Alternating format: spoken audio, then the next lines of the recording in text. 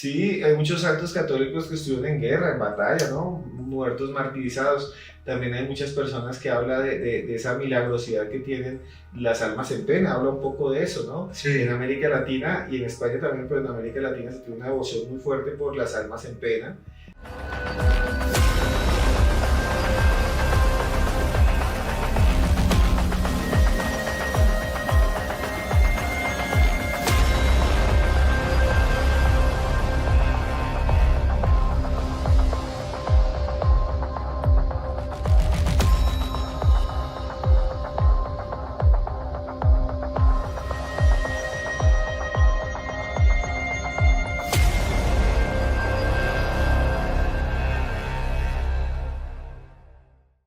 Hola a todos, bienvenidos a Entre Dos Mundos. Estamos aquí con Esteban Cruz.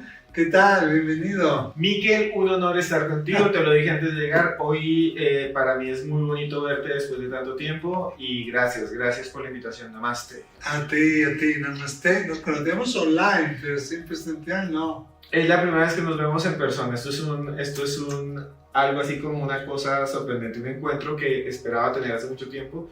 Y sí, de verdad, sí. Bueno, gracias. Hoy estoy aquí, está él aquí, pero yo voy a estar también en su canal. Luego nos cuentas un poquito sobre eso. Esteban Cruz, aparte de escritor, que acabas de publicar ahora mismo una novela, ¿no? Un libro sobre Pablo Escobar. Ahora hablaremos de ello. Eres periodista, investigador de lo paranormal. Y como estamos en Colombia, fíjate que tenemos que hablar un poco de tu libro, obviamente, de Pablo Escobar, pero fíjate que yo me peleo mucho con la gente para que vengan aquí a Colombia, porque la gente aún, al menos en España, tiene la idea esta de Colombia, de la guerrillera, del conflicto, de no sé qué, y Colombia es maravillosa, señores, tienen que venir a Colombia. ¿Sí o no? Sí, hay que ver, como todos los lugares del mundo hay sus cosas buenas, sus cosas malas, pero digamos, son experiencias que uno tiene que tener. Hay lugares en que encuentras cosas maravillosas y hay lugares en donde siempre vas a tener, no hay un lugar perfecto, pero una invitación grandísima para que vengan, conozcan. Sí, vivan. venid. Y la gente es espectacular, maravillosa. Bueno, somos además compañeros de editorial, que estás también en Ediciones B, de tipo Penguin Random House. Yo estoy en Vergara, somos ahí primos hermanos.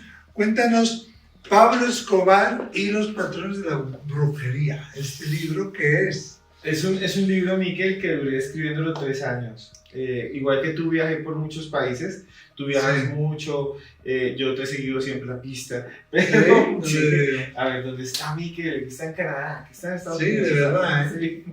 Y entonces viajé por muchos lugares de América Latina buscando historias que mezclaran lo que mucha gente llama son santos populares. Del mundo paranormal, espíritus, digamos, que ayudan a las personas, pero que están a caballo, digamos así, o en el intermedio entre el bien y el mal.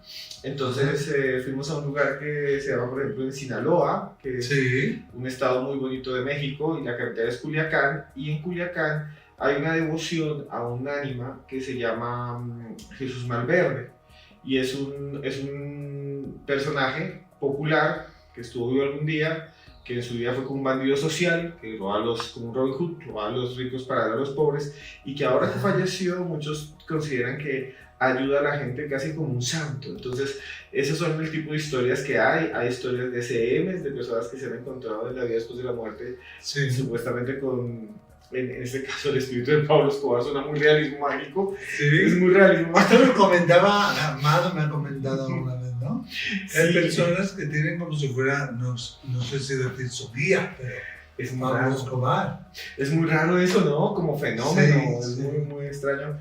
Y también viajamos por muchos lugares con otro espíritu que se llama Juan Soldado, que es en Tijuana, que ayuda a los migrantes a pasar, que se aparece en sueños y le dice cuándo puedes ir a pasar los documentos de la visa. Para los que están en Estados Unidos, está Juan Soldado. Juan Soldado. Hay muchas historias de esas. Está, por ejemplo, también otra historia que te encantará a mí, que es la de otro espíritu popular que aparece en algunas zonas también del norte de México, que tiene que ver también con esos encuentros imposibles y es el mismo San Judas Tadeo, ¿no? O sea, hay unas historias, son más o menos como espíritus santos mezclados con este mundo latinoamericano, muy realismo mágico, ¿no? Lo que van a ver. O sea que el libro no trata solamente de Pablo Escobar. Exacto. ¿No? Y es muy curioso, o sea, esos bandidos o los Robin Hood, bueno, populares o personajes un poquito, pues quizá no tan buenos, ahora se convierten como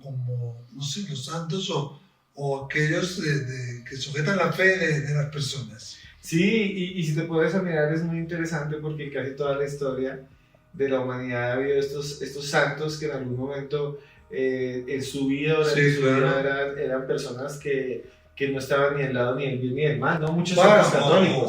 O eran guerreros. O eran guerreros, Yo sí. que soy de Guipúzcoa, que mi madre es de Loyola, de Azpeitia, la cuna de San Ignacio de Loyola. Ah, claro. San Ignacio, soldado, luchador, tal, y después de que viene herido, ¿no? En una batalla en Pamplona, ya pues empieza a rezar, a Dios, hace los ejercicios espirituales, crea la orden de los jesuitas. No, así hay muchos casos, ¿no? Sí, hay muchos santos católicos que estuvieron en guerra, en batalla, ¿no? Muertos, martirizados. También hay muchas personas que hablan de esa milagrosidad que tienen las almas en pena, habla un poco de eso, ¿no? Sí. En América Latina y en España también, pero en América Latina se tiene una devoción muy fuerte por las almas en pena, por ayudarle a aquellos que no han hecho el tránsito, por ejemplo, y estos espíritus son como almas en pena, ¿no? Para mucha gente, entonces se le hacen los favores, pero ellos también tienen que ayudar. ¿Cómo es esto de que se le hacen los favores?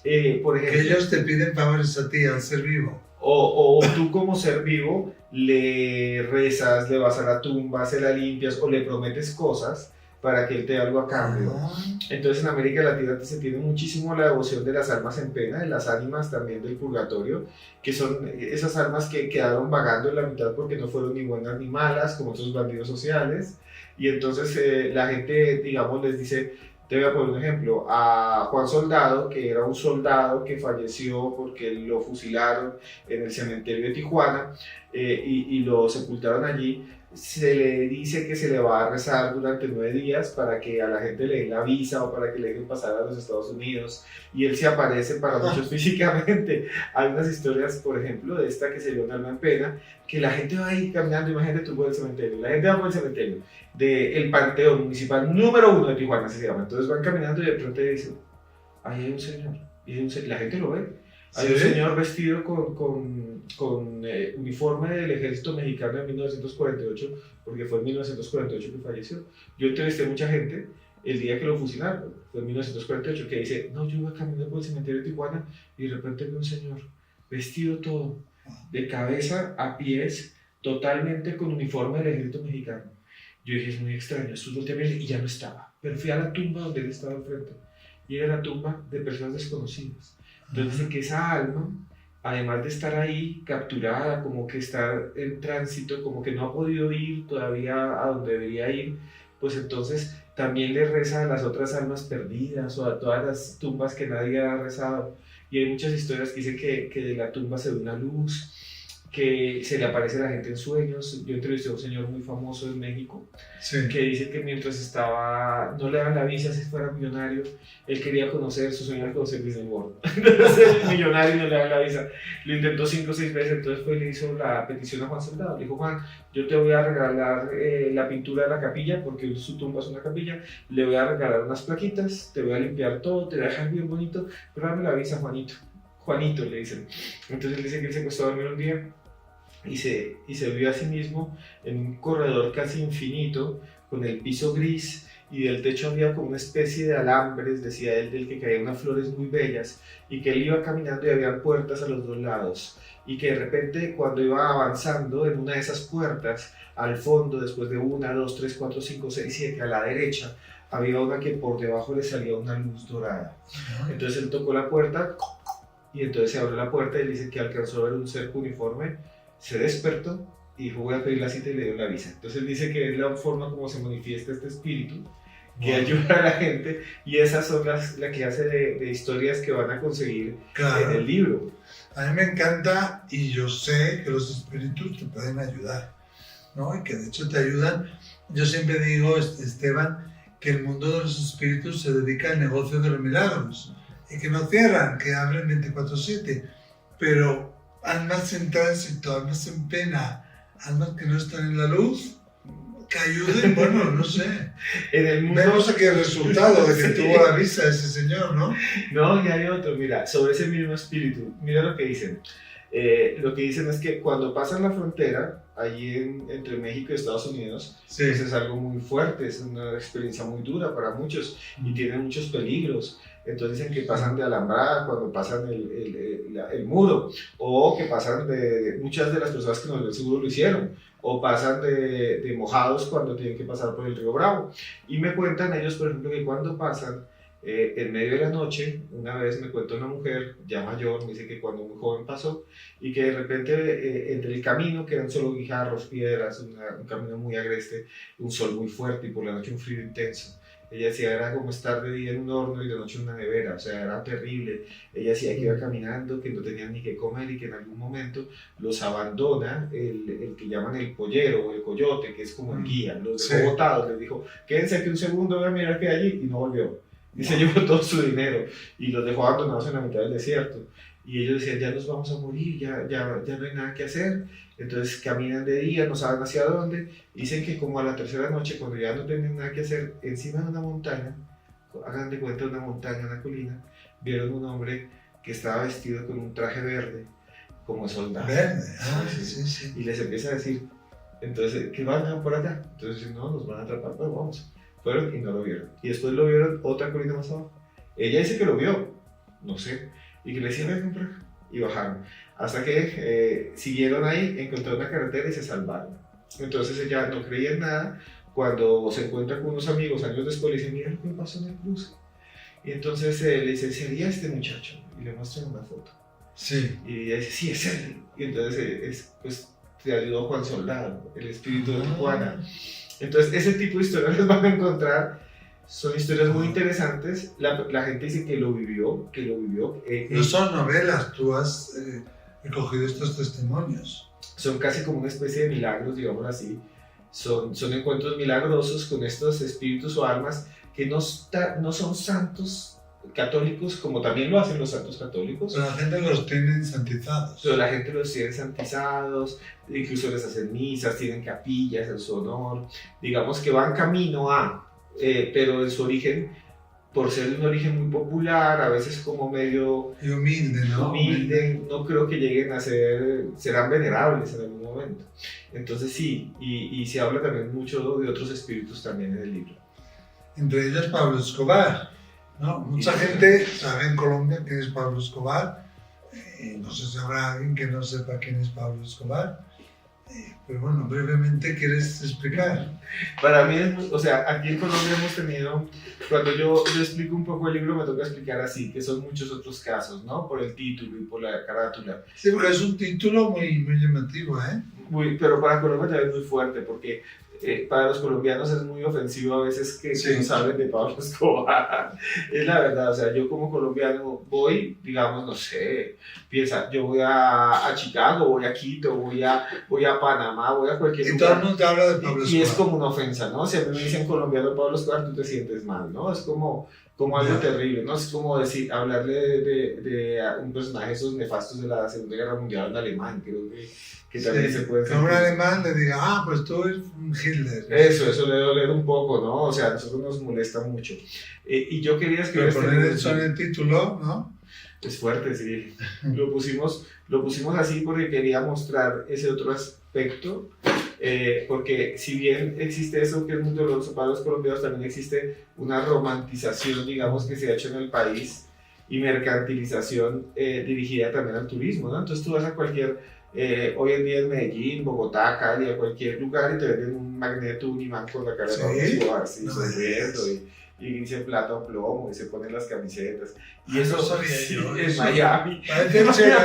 En Miami lo tienes ahí y eso es muy ofensivo para los colombianos. Sí, es muy ofensivo para nosotros, pero tú lo ves, o sea, dice Colombia y pones la cara de este señor. Entonces yo dije, tengo que mostrar que hay otro lado paranormal, de historias que ha ido creciendo, ligado a veces al crimen, ligado a veces también al oscuro, que quiero mostrar que es diferente, que no es solo esa mercantilización y tampoco es esa imagen que se ha creado romántica, ¿no? Era como eso. Sí, y él ahora está ensantizado también, ayuda a la gente con los milagros desde más allá. Sí, pero no a toda la gente. Digamos que los devotos de Pablo Escobar, y eso es algo que es muy interesante, están ligados muchas veces al crimen o ligados al lado oscuro, y eso es algo muy extraño, Miquel. Mira, yo dije... Repito que son testimonios reales, este hombre no se lo inventa. Sí, mira, lo que me pareció interesantísimo, fui al cementerio, se llama Jardines de Montesacro, queda en Envigado, en Colombia.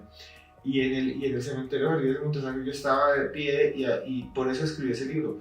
Y había una tumba donde llegó de pronto una camioneta y se bajaron un montón de turistas extranjeros y empezaron a tomarse fotos, y alguien sacó una botella de aguardiente y la regaba encima de alcohol, y había un guía vestido como en los años 80 con bigote que era igualito a Pablo Escobar, y yo decía, ¿pero qué es esto?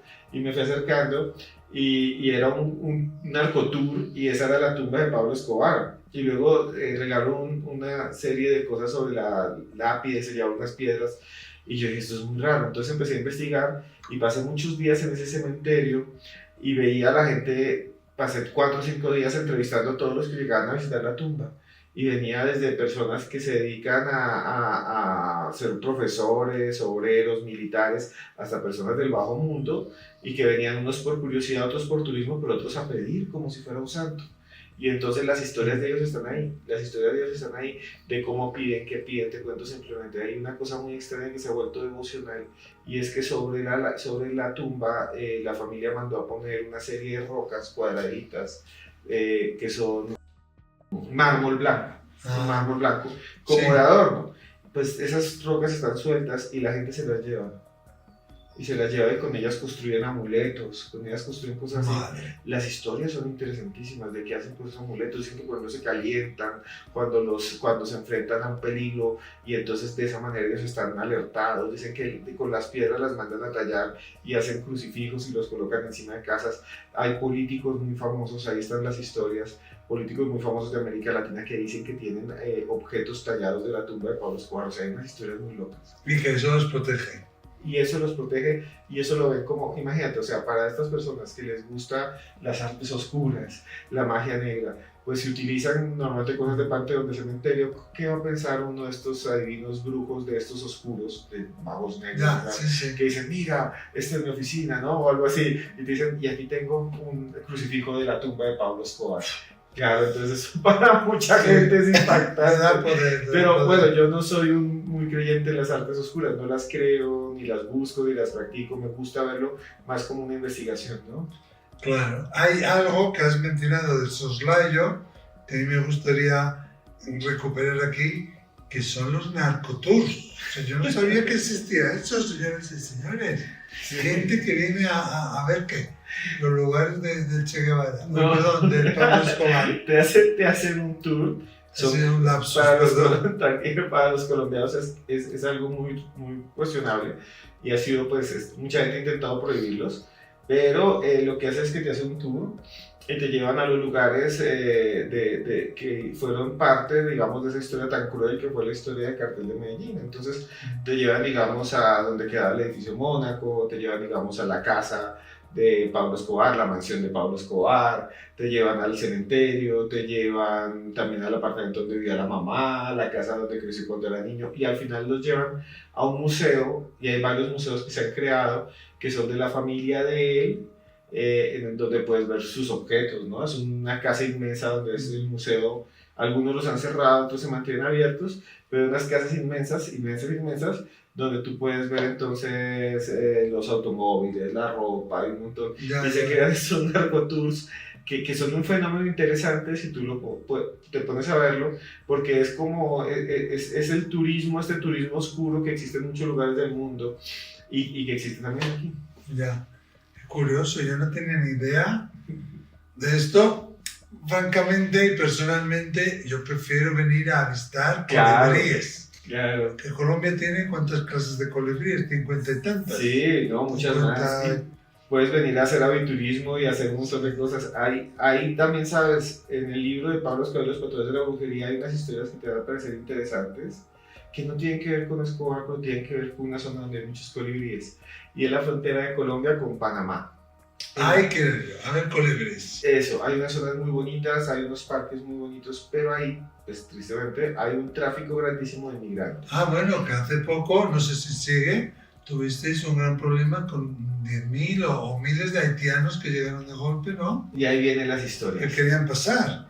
Y en Venezuela, muchos de los que pasan son colombianos, ecuatorianos, haitianos, y el camino está lleno de historias paranormales. Entonces, parte de lo que yo hice fue hablar con esos que pasaron el camino, ir hasta allá y recoger historias de personas, son cantidades, Miquel, de historias de personas que aseguran, por ejemplo, que en el camino se encuentran con espíritus, ¿no? Se habla mucho de un espíritu de una mujer, que esto es muy interesante, ellos dicen que va pasando siempre, es como una leyenda, pero muchos dicen yo la vi, entonces dicen que se ve una mujer sentada siempre, y entonces cuando la ven ahí a la vera del camino, como llena de fango, se acercan a ella como para hablarle, ¿no? Como para decirle por qué estás acá o necesitas agua, ¿qué necesitas? Dicen que enseguida ella dice, llevo mucho tiempo acá, llevo mucho tiempo y no encuentro la salida y de repente desaparece o se pierden. Son historias muy interesantes, leyendas urbanas que ahí narramos, que presentamos, que yo creo que a muchos de ustedes les puede gustar. También se habla mucho de estas creencias venezolanas, de los espíritus que ellos de alguna manera canalizan mediante el espiritismo venezolano, que están divididos en cortes. Hay una corte que es la corte, por ejemplo, la corte médica, entonces ellos buscan a varios médicos que entran dentro de su cuerpo, entre ellos un ahora santo católico, José Gregorio Hernández.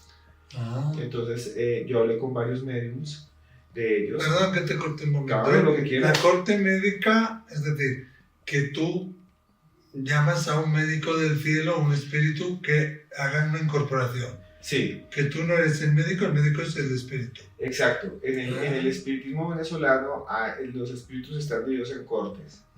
Hay una corte que es la corte más poderosa, que ellos llaman la corte chamarrera, donde hay uno que se llama Nicanor Ochoa, hay otros más. Hay una corte médica donde el líder de la corte médica es José Gregorio Hernández. José Gregorio es un santo venezolano, ¿no? Es muy importante. Y ahora es un santo según el Papa lo canonizó, ya es oficial. Pero ¿por qué la Iglesia Católica durante muchos durante muchas décadas lo veía mal, no quería que fuera santo? Porque José Gregorio Hernández es, digamos, canalizado por el espiritismo venezolano a diario. Entonces para la Iglesia eso era, o es todavía un mal manejo de los santos no pueden estar dentro de los mediums que en el mundo venezolano se llaman cajones. Entonces yo soy cajón y tengo a alguien que se llama un banco, que es como un ayudante, ellos le dicen el banco. El medium venezolano espírita puede de alguna manera canalizar, según ellos, un tipo específico de espíritu. Entonces, por ejemplo, hay unos que son solo cajones de médicos, no pueden canalizar nada más. No, ellos dicen que hay algunos pueden canalizar a todas las cortes o a todos los espíritus, y eso le llaman ellos materia universal. O sea que pueden de alguna manera canalizar a todos. Tienen siempre alguien que es un banco que los acompaña atrás, que es como una especie de ayudante. Y las manifestaciones son muy interesantes, en el libro están muchas de las entrevistas que yo le hice especialmente a un espíritu, porque pude hablar con un medium y el medium estaba en ese momento canalizando y hicimos la entrevista a un espíritu.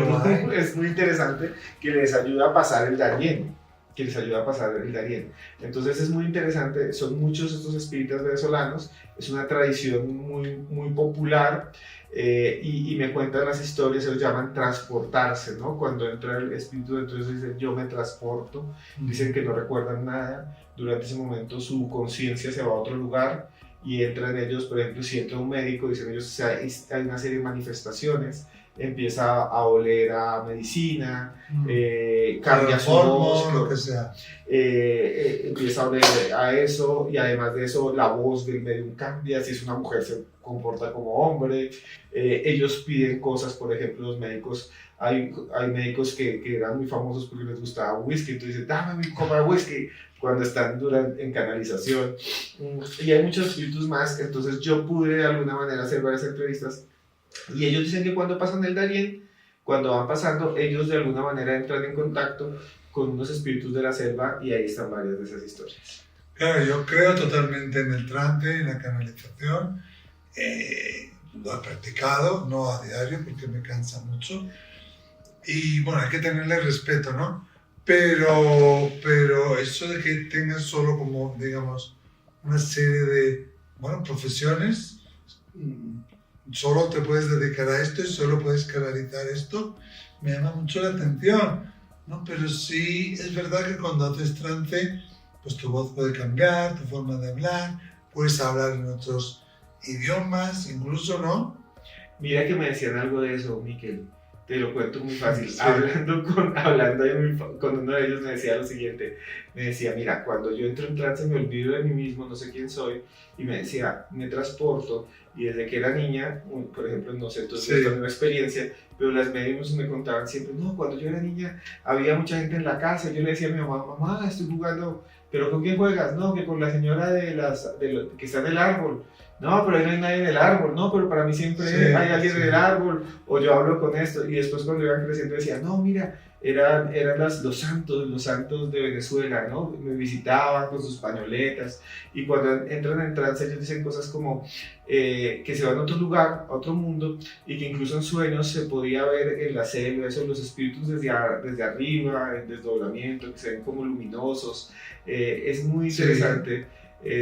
Hay entrevistas a médiums que nos cuentan desde cuando son niños hasta cuando ya son mayores cómo descubrieron el mundo espiritual, ¿no? Entonces había una chica que me decía que hay una carretera en Venezuela donde hubo hace mucho tiempo un accidente, entonces que ella siempre que pasaba donde había habido el accidente, que nadie le había contado, que había un montón de fallecidos en los años 70, ella decía que cuando pasaba siempre veía gente caminando al lado de la carretera y le gustaba porque siempre veía a los mismos. Y después se dio cuenta, pero ¿por qué siempre veo los mismos? Entonces preguntó, ¿qué pasa en esa curva? No, ahí se cayó un carro y murió mucha gente. Entonces dice, uy, Claro. con razón siempre veo los mismos que paso, porque son los espíritus que hasta ahora estoy empezando a ver. Entonces hay muchas historias así. Y ella entabló una relación con esos espíritus. Ella dice que no, que así se dio cuenta que podía tener esa sensibilidad, porque siempre pasaba, digamos, imagínate tú que vas siempre en tu carro, a las 5 de la tarde, un año, ves una señora siempre de rojo con 2 niños. Ah, bueno, 2 años después, otra vez la señora de rojo. ¿Pero por qué la veo? Jefes y ella no jefe. Sí, exacto.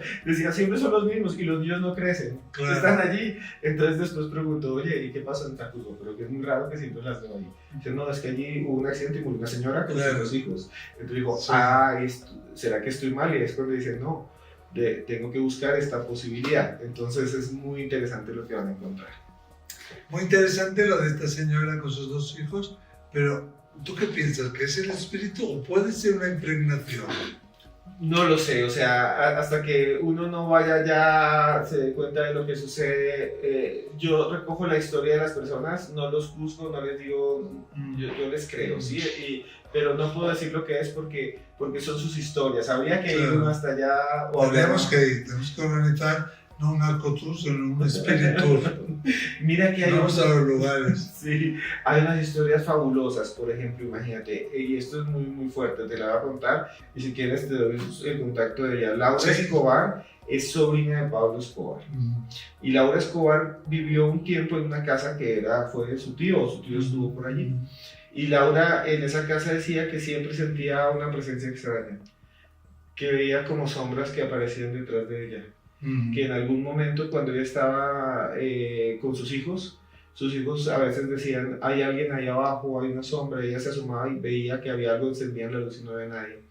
Ella dice que después de un tiempo empezaban esas cosas a volverse complejas, por ejemplo, que las llaves del agua se abrían, que a veces ella estaba en su casa y salía, y entonces miraba hacia atrás y veía la casa y tenía las luces encendidas y ella las había apagado y que se veía como alguien que estaba en el segundo piso observándola. Y ella decía, pero si no hay nadie, acabo de cerrar todo, entraba otra vez y no había nadie. Ella dice que las cosas fueron volviendo tan complejas que tuvo que incluso hacer una especie de exorcismo. Sí. Y trajo un sacerdote. Y en algún momento el sacerdote, ya que estoy contigo, que sabes mucho de esto, el sacerdote le dijo, es que yo siento que lo que hay aquí son almas que te están pidiendo a ti que pidas perdón por lo que les hizo su padre, tu tío. Y entonces que ella vivía atormentada, que incluso sus hijos, cuenta una historia, los hijos de Laura Escobar, nietos de nietos de tío abuelo de Pablo Escobar, dice que ellos, niños pequeños, estaban en la casa y que ya estaban atormentados, que les jalaban las cosas, que una vez alguno lo aruñó en una pierna y se sentía aruñado y tenía marcas y decía, pero esta marca ¿qué es? Y que veían sombras que caminaban por las paredes y que a veces ya no era una, sino dos, sino tres. Y al final este sacerdote católico, además, dice, mire, es que yo siento que aquí hay algo que está pidiendo que tú les pidas perdón. Se hace una misa, se les pide perdón a las almas y dice que nunca más volvió a vivir esa experiencia. A ella le encantaría seguro charlar contigo y contarte la experiencia, y yo te doy el teléfono. Y si nos está viendo Laura, un abrazo grandísimo, que es la sobrina de Pablo Escobar, y cuando quieras puedes, porque ella dice que ha tenido esas experiencias que incluso... Sí, muy interesante. Qué curioso, qué curioso. Bueno, para que sepamos lo que es la impregnación que mencionábamos antes, es cuando ocurre, ¿no?, un evento de gran calado emocional en un lugar, entonces tú puedes leer como esa energía. Muchas veces aparecen como si fueran manifestaciones de espíritus, pero son como no hay una conversación. Es como un GIF de estos del Instagram y del WhatsApp, ¿no? Alguien dice hola, hola, hola, o alguien gira la cabeza, o alguien levanta la mano, siempre como repetitivamente, ¿no? La misma acción. Y eso es como una huella energética que ese hecho dejó en ese lugar, ¿no? Que a veces se puede confundir. Por eso preguntaba yo si será una impregnación o será el espíritu, ¿no? Buena pregunta, sí. Lo que tú dices es algo que es común en muchos casos, ¿no? Sí. Mucha gente nos cuenta, siempre hay el viejito de la escalera, entonces siempre ven a la misma persona vestida igual, caminando igual por la misma escalera, sería eso. Puede ser impregnación. Ahí la clave es cuando tú intentas interactuar y no interactúa y sigue con la misma acción, entonces puede ser que estés accediendo a otra época, ¿no? Como algo interdimensional, que tú estés viendo otra realidad, como un poco en Interestelar, ¿no? Sí. Que tú estás aquí, la otra persona está allí, tú estás accediendo a esa realidad, o que estás captando la huella de algo que ocurrió. Sí, de algo que pasó en algún momento. Entonces, eso es muy común en muchas historias que tú ves y que hemos recogido, no solo en este libro, sino en muchas de nuestras investigaciones, de personas que dicen que ven siempre, por ejemplo, la famosa chica de la curva, que hay en España, sí. que es muy parecida a esa historia, ¿no? Siempre una chica que interactúa, estas interactúa, pero hay otras que simplemente las ves al lado de la carretera, estos fantasmas de carretera, sobre todo en lugares donde ha habido hechos luctuosos, trágicos, accidentes, o hay, por ejemplo, edificios muy antiguos donde siempre dicen, es que siempre se ve el mismo ascensorista, pero ya no hay ascensoristas, hace 40 años, claro. Este tipo de representaciones, sí, en donde no hay realmente comunicación, ni hay una interacción. Esa es una de las claves, para saber que no es realmente un espíritu, ¿no? Sí, sino que es algo como que ha quedado para muchos como cuando se grababa antes en nuestros viejos videocassettes, ¿te acuerdas? Que grababas algo y lo podías repetir y repetir y repetir si querías. Como un boom, ¿no? Digamos, donde está algo que no puedes de alguna manera meterte a esa imagen, y esa imagen siempre se va a repetir como en un sinfín, ¿no? Sí, y desde luego que tú, que llevas mucho tiempo estudiando y analizando este tema del misterio, para ti, ¿cuál es el fenómeno más impactante, ¿no? O que más te llama la atención? Mira, yo he entrevistado a muchísimas personas, pero muchísimas pronto estarás tú en nuestro canal. Sí, gracias. Sí. He entrevistado a muchas personas y ha habido 2 entrevistas que me han impactado. Y hay una que todavía no hemos publicado, que espero publicar pronto, no sé si cuando este video ya esté. Y es una persona en México, fuimos hasta allá a entrevistarla, que se llama Josué. Josué es muy conocido por una historia muy oscura, y Josué tuvo un caso muy famoso que fue el caso de La Mano Peluda, La Mano Peluda era un programa de radio. Bueno, para hacerlo muy breve, Josué durante mucho tiempo llamó, él dijo que había hecho un pacto con el diablo. Él llamaba como oyente al programa. Como oyente, y decía que había hecho un pacto con el diablo, y se escuchaba, ¿no? Como si lo atormentaran. Con el tiempo el conductor del programa lo invitó y lo llevó a un seminario. Él estuvo en un seminario católico muchas veces allí con los sacerdotes, vivió un tiempo que lo estaban supuestamente tratando, y después hizo un programa de televisión, y ese programa de televisión, Josué dicen que por su pacto llevaba un anillo o algo así, y bueno, el caso es que todos los que estuvieron en la grabación o fallecieron o se enfermaron. Entonces volvió muy famoso el caso. Wow. Y yo contacté a un amigo, Jorge Luis Zúndorf, de Argentina, que fue por mucho tiempo el que hizo todos los documentales de History, de temas de misterio, de History Channel y de Discovery, y me lo presentó, y lo grabamos hace unos meses. Y él me decía, mira, yo siempre que hago una entrevista con él pasa algo raro. Si hablo con él, se mueven cosas, suenan cosas, yo no creía porque nunca lo había vivido. Y cuando empecé a hacer la entrevista con él, primero en Ciudad de México, la gente de las cámaras, todo estaba muy asustada. Pues claro, porque lo conocían. Sí, fue un precedente, todos los estaban ahí. Al final quedé yo solo así en la habitación grabando. Se fueron las cámaras, se fue la productora, se fue todo el mundo. Y de repente cuando él empieza a hablar, ¡pum! Cae un rayo durísimo. ¿Un rayo? Un rayo durísimo encima del lugar donde estábamos grabando, que era un estudio profesional de grabación. Y él se me queda mirando y hace...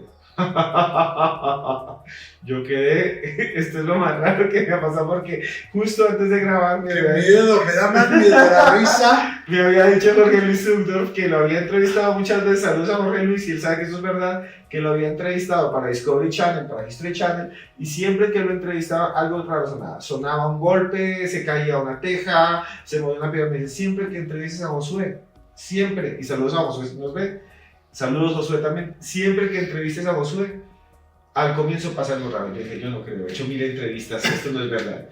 Y Ciudad de México, verano, el cielo azul, se sienta el señor y cae un rayo y empieza a caer un aguacero al rato. En el estudio de grabación a los lados se llena todo de agua alrededor, pero te juro que cae un rayo y él mira hacia un lado y hace eso para mí fue impactante en una de esas entrevistas. A mí me da mucho más miedo la risa de este hombre, Josué, lo siento mucho. Parece thrillers de Michael Jackson, ¿no? Que el rayo. El rayo, bueno, pues me daría susto, pero esa risa... Josué, él dice que es un nahuatl. O sea que él puede hacer un ejercicio de desdoblamiento de los antiguos chamanes mexicanos. Él es un chamán mexicano de una cultura tradicional. Él habla pues idioma indígena, ¿no? Y él dice que él se puede transformar en una especie, mientras su cuerpo está en meditación, él se puede transformar en un halcón. Que hay diferentes tipos. Y él dice que como halcón puede ver la ciudad y puede volar. Ahí no lo contó todo en la entrevista, me parece muy interesante. Este asunto de los nahuales en México, que es esa posibilidad de... Es muy parecido a lo que se podría ver en proporciones diferentes con los monjes, por ejemplo, tibetanos que entran también en meditación y pueden hacer estos famosos viajes, ¿no? Estos viajes a distancia o a la percepción remota y demás. Entonces me pareció muy interesante esa entrevista con Josué, no solo por el rayo, sino por todo lo que él nos contaba ya de las posibilidades que tendrían los chamanes de viajar espiritualmente a otros lugares, ¿no? Eso me parece interesante, tipo de enseñanzas de Don Juan. Sí, tenemos historias como el del Padre Pío, ¿no? Sí. Que daban risa mientras estaba enfermo en la cama. Sí, la famosa bilocación, la proyección astral para otros, que está en todos los lugares, o sea, está en los santos católicos, está en el budismo, está en el hinduismo, tú hablas con los santones hindúes de allá, ¿cómo se llama esta ciudad tan interesante? Donde llevan a los cuerpos al río. Sí, no tengo ni idea. Bueno, estos santones también dicen que hacen estas proyecciones espirituales y pueden viajar kilómetros y kilómetros con la mente. Incluso entre los chamanes también aquí de la Amazonía existe este viaje espiritual mediante plantas poderosas, ¿no? Enteógenos, pensemos en la ayahuasca, el yagé, incluso otras más que se mantienen ahí. Sí. Y eso me ha parecido fabuloso también. O sea, desde un punto de vista más espiritual, hablar con chamanes también me ha parecido increíble, sobre todo con aquellos que no cobran tanto consultas, que vas a la comunidad, que te das cuenta que tienen un rol específico y que lo que te están diciendo es asombroso, o sea, pero que en ese mundo, en el mundo local, en el mundo de la comunidad, para ellos no es asombroso, es para uno, para ellos es lo diario. Claro, es su día a día. Entonces yo hablaba con ellos y me contaban cómo, por ejemplo, podían comunicarse a distancia con el otro chamán. Entonces decía, esto es algo que eso lo he oído yo, ¿no? Y avisarse de cosas y avisarse de peligros. hablando con una comunidad que es la comunidad COFAN de Colombia. Hace unos años estuve con ellos y la comunidad COFAN de Colombia me hablaba un taita, que es el chamán. El taita me decía, no, es que yo anoche tuve una conversación con otro taita que está en otro pueblo, pero ese pueblo está en el celular. ¿Cómo hablaste? No, en trance.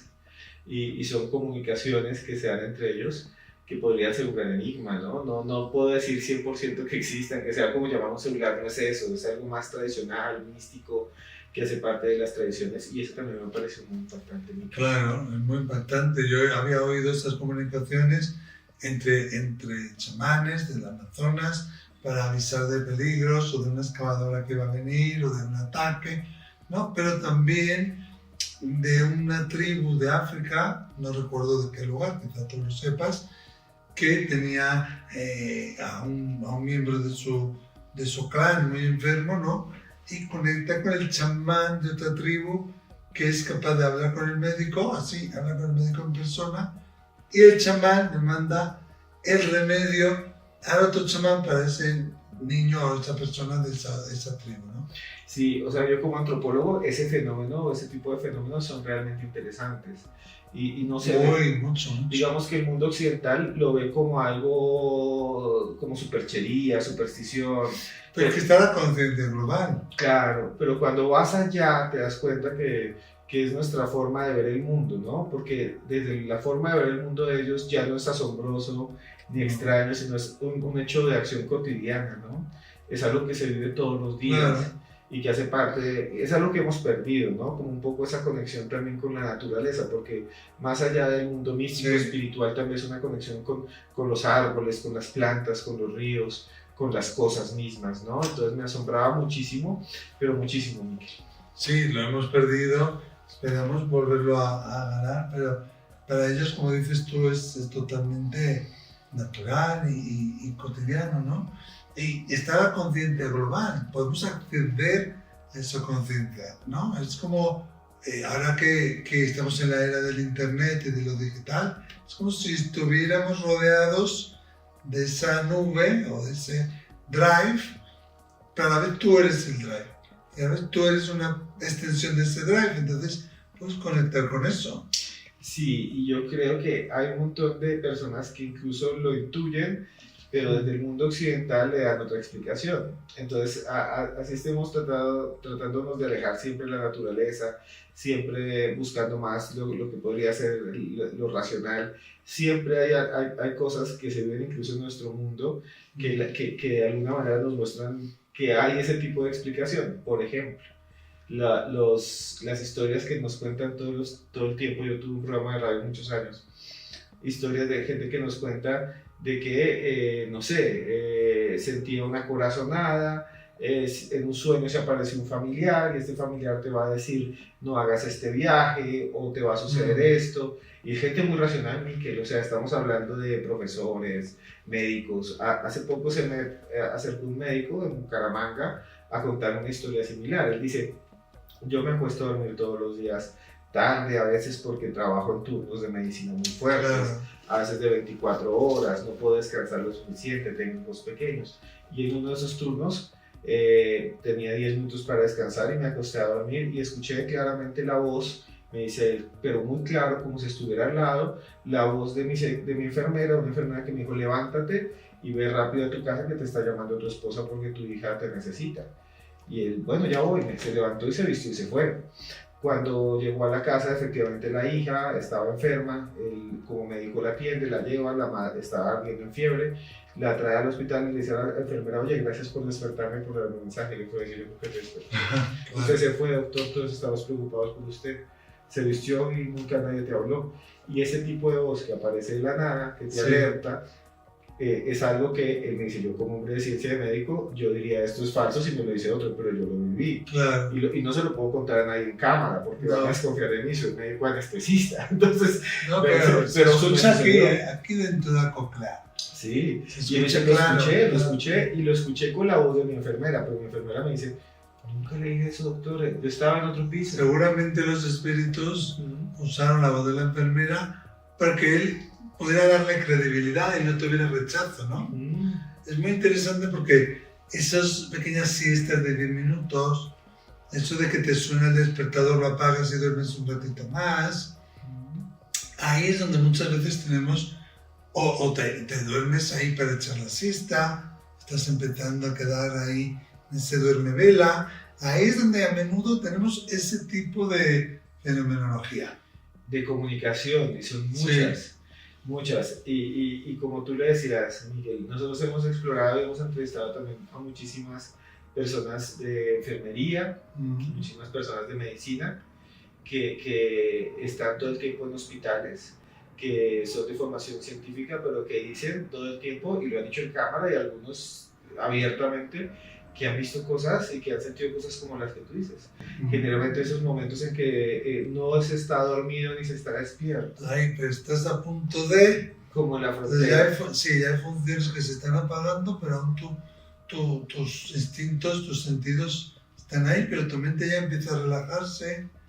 Sí. Y entonces me dicen, por ejemplo, que en ese punto a veces ellos escuchan alertas, sobre todo, que les dicen cosas como, oye, recuerda tal cosa, o les avisan, ten cuidado con tal persona. O sea, dicen que hay ese aspecto extraño, sobre todo en el personal médico, porque pues en el estrés y en las situaciones que viven, y también como pasan mucho tiempo sin dormir, pues se genera más esto. Pero para muchos de ellos, ese tipo de presentimientos son reales. Entonces, claro, lo que yo decía con el mundo chamánico, en el mundo chamánico, si me lo cuentan un chamán que vino el abuelo o que vino el primo y le dijo, oye, ten cuidado que está enfermo, pues yo decía, es supersticioso.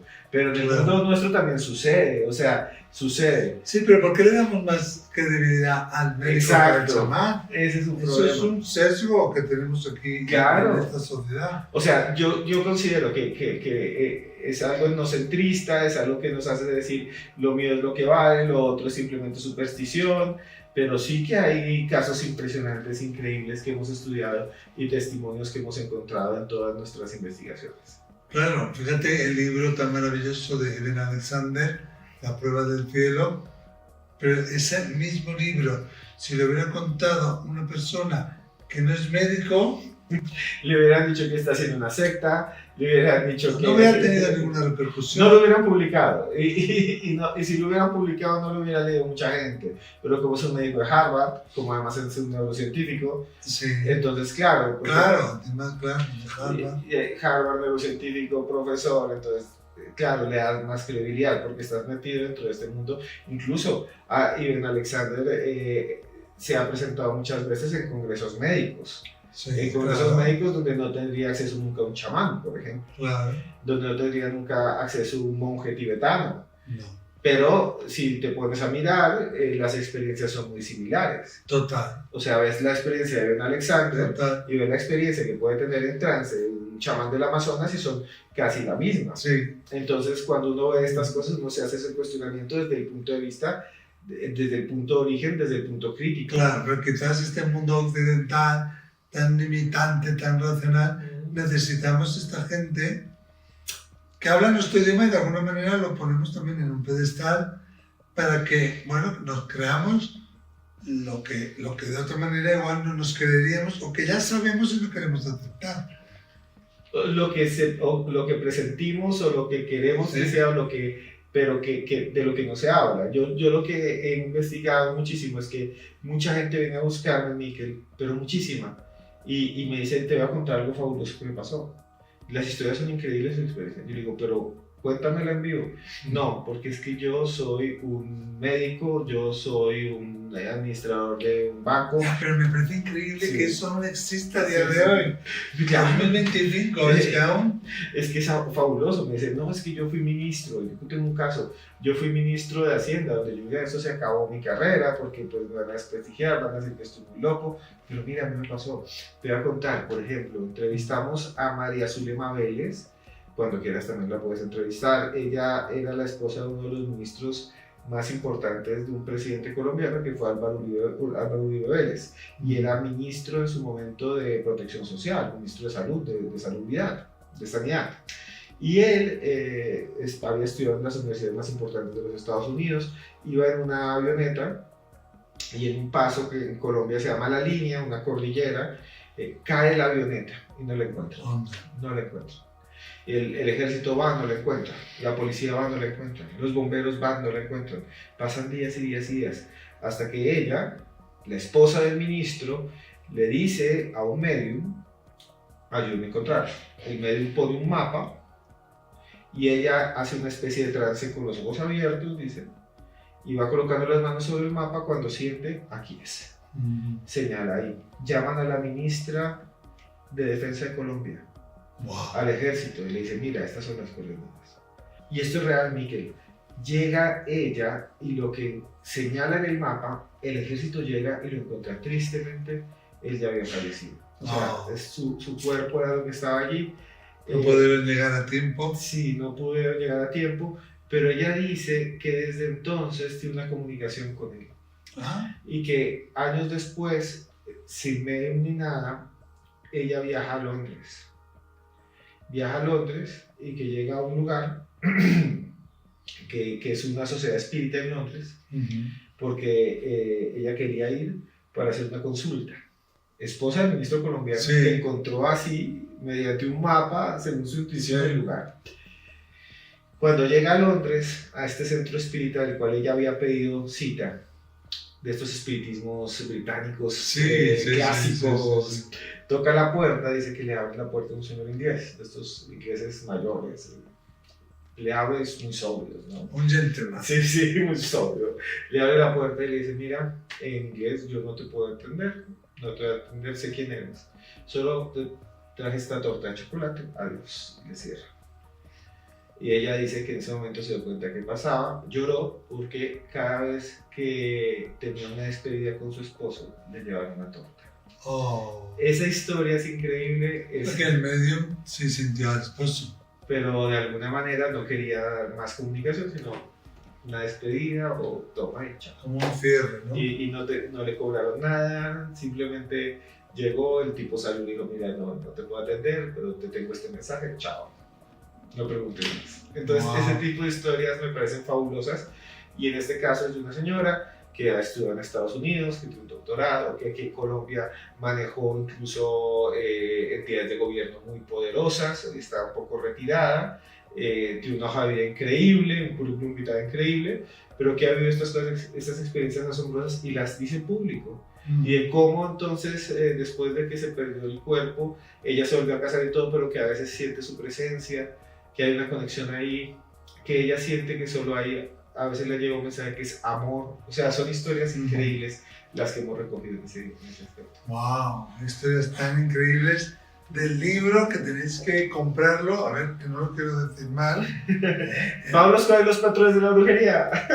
Aquí está. Sí, ay, no lo traje. No lo traje, se te pero te lo olvidó. voy a pasar, te lo voy a pasar. Es que Se te estaba olvidó. corriendo, me tengo que correr. Pero como nos vamos a ver dentro de poco, te lo entrego ahí. Tiene excusa, porque su mujer. Estamos siendo revolucionarios en este mundo en el que ya nadie tiene hijos, vamos a tener un hijo. Es un acto revolucionario. Bueno, pero sí. Tienes 2 hijos, el libro y el que viene. te va a venir, ¿no? Sí. Una maravilla hablar contigo. Tienes muchísimos casos. Yo no sé cuánto tiempo podríamos estar, una eternidad. Sí que me parece interesante todo esto que estás recogiendo tú, sin juzgarlo, como un testigo simplemente para recogerlo, también como un adalid del trabajo de ellos, ¿no? Claro. Eso es muy importante. Miquel, es que yo cuando, digamos, hago estas investigaciones, yo no voy a decirle a nadie si me está diciendo o no la verdad. Son testigos que además muchas veces están arriesgando su propia credibilidad. Sí, claro. Pero no podemos juzgar a las personas y de alguna manera muchos de los que lo están viendo seguro han vivido cosas así. Sí.